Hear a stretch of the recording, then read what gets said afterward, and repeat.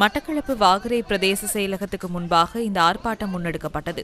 வாகரை பிரதேச செயலக பிரிவுக்குட்பட்ட வாகரை, ஊரியன்கட்டு, தட்டுமுனை, கதிரவெளி உள்ளிட்ட பல கிராமங்களில் நாளாந்தம் பல மணி நேரம் முன்னறிவித்தலின்றி மின்சாரம் துண்டிக்கப்படுவதாக ஆர்ப்பாட்டத்தில் ஈடுபட்டவர்கள் குற்றஞ்சாட்டினர்.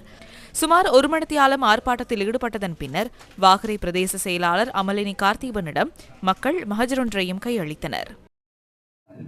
2 மாத காலமாக முன் அறிவித்தலின்றி மின் துண்டிப்புகள் ஏற்படுகின்றது. பகலில் 3லிருந்து 4 தடவை 5 தடவைகள் அந்த மின் துண்டிப்பு ஏற்படுகின்றது. அதே போல் நைட்டில் 3 தடவையிலிருந்து 4 தடவை மின் துண்டிப்பு ஏற்படுகின்றது. HM நடக்கிற டைம் இப்போ அந்த டைமில் சொல்லாமலைக்கு இருந்து ஒரு அறிவித்தல் அவங்களுக்கு கரண்டை கட் பண்ணுறாங்க.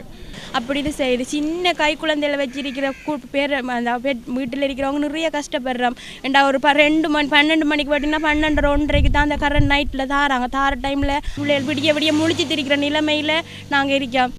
பொதுமக்களின் குற்றச்சாட்டுகள் தொடர்பில் இலங்கை மின்சார சபையின் வாழைச்சேனை பிராந்திய மின் பொறியியலாளர் அனிஸ்டா பரமானந்தராஜாவிடம் நாம் வினவினோம். மின் இணைப்பில் ஏதேனும் பிரச்சினைகள் ஏற்படும் பட்சத்தில் மின்சாரம் தானாகவே துண்டிக்கப்படும் எனவும் முன்னறிவிப்பின்றி தாம் மின்சாரத்தை துண்டிக்கவில்லை எனவும் அவர் நியூஸ் ஃபர்ஸ்டுக்கு தெரிவித்தார்.